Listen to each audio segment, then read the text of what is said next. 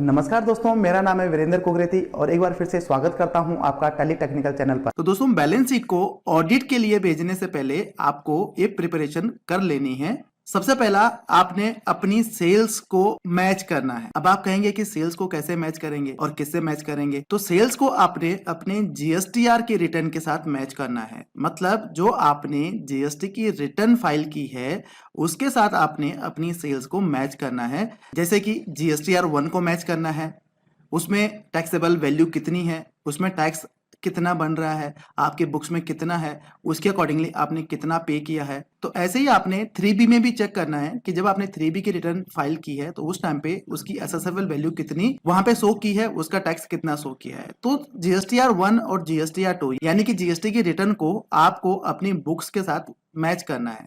अब यहाँ पे कुछ गलतियां हो सकती हैं। हो सकता है कि कुछ बिल आपके डिलीट हो गए या गलती से आपने बिलों के अमाउंट जो है चेंज कर दिए हैं। तो यहाँ पे आपने ये पूरा रिको करना है, क्या ये आपके रिटर्न से मैच होता है या नहीं होता है। क्या गलती से कोई आपने ऑल्ट्रेशन तो नहीं कर दिया या बैकडेट में कोई एंट्रीज तो नहीं कर दी।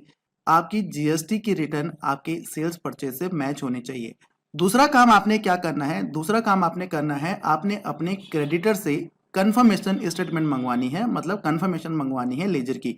उससे क्या होगा? उससे आपका जो लेजर है, जो आपने अपनी बुक्स में उस क्रेडिटर का जो लेजर मेंटेन किया हुआ है, उसकी एंट्रीज मेंटेन की है, तो वो आपको पता लगेंगी कि वहां पे कोई गलती तो नहीं है कि आपके क्रेडिटर ने कोई debit note credit note raise कर दिया लेकिन आपने अपनी बुक्स में उसकी एंट्री ही नहीं की। तो उससे क्या होगा कि आपको पता लग जाएगा, आपका क्रॉस चेक हो जाएगा कि जो आपकी बुक्स है वो आपके क्रेडिटर के स्टेटमेंट से मैच कर रही है या नहीं कर रही है। क्योंकि जो आपका क्रेडिटर है उसका जो क्लोजिंग बैलेंस है वो आपका कैरी फॉरवर्ड होगा नेक्स्ट ईयर में, और आपकी बैलेंस शीट में जो उसका क्लोजिंग बैलेंस है वो यहाँ पे शो करेगा। तीसरा काम आपने करना है, जो आपका बैंक का स्टेटमेंट है, आपने पूरे साल का बैंक का स्टेटमेंट लेना है और उसको अपनी बुक्स के साथ मंथली मैच करना है कि जो आपकी बैंक की जो स्टेटमेंट है वो आपके टैली में आपके लेजर के साथ मैच हो रही है कि नहीं हो रही है। उसका जो क्लोजिंग बैलेंस है वो आपका सेम होना चाहिए। तीसरा काम आपने क्या करना है, आपने अपने टीडीएस को चेक करना है, टीडीएस की रिटर्न को चेक करना है।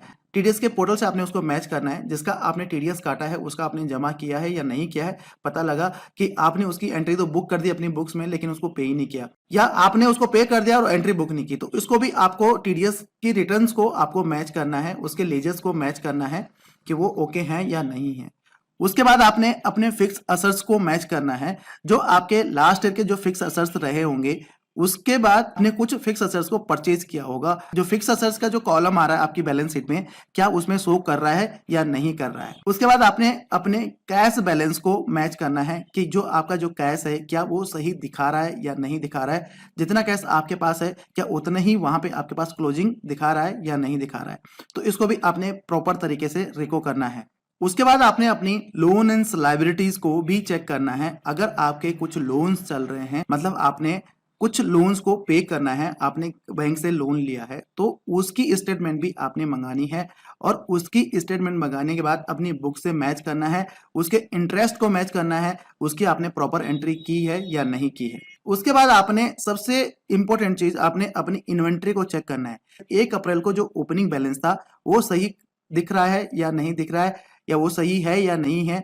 जो आपका ओपनिंग बैलेंस था उसमें आपने परचेज को ऐड कर देना है। ऐड होके जो वैल्यू आएगी उसमें से आपने सेल्स को लेस कर देना है, और वो उसके बाद जो बचेगा वो आपका क्लोजिंग स्टॉक शो होना चाहिए। तो आपने अपने स्टॉक को प्रॉपर तरीके से चेक करना है कि आपका स्टॉक मैच हो रहा है या नहीं हो रहा। अगर मैच नहीं हो रहा तो पहले आप अपने स्टॉक को मैच करिए। उसके बाद आप प्रॉफिट एंड लॉस में जितने भी आपके एक्सपेंसेस हैं और जो आपकी इनकम है उनको आप टैली कर दीजिए। क्या कोई फालतू का खर्चा तो आपने अपनी बुक्स में बुक नहीं कर रखा है जो कि डायरेक्टली आपके प्रॉफिट को हिट करेगा। अगर आपने फालतू का खर्चा अपनी बुक्स में बुक किया हुआ है या डबल एंट्री कर दी तो उससे क्या होगा, उससे कंपनी का जो प्रॉफिट है वो कम हो जाएगा। और अगर आपने ऐसे ही इनकम में कोई एंट्री ऐसी कर दी जो डबल है या आप एंट्री करना भूल गए, वो भी आपके प्रॉफिट एंड लॉस के अमाउंट को हिट करेगा। ये सब करने के बाद जो अगला स्टेप आपका होगा, जितनी भी एडजस्टमेंट की एंट्रियां हैं वो आपने कर देनी है।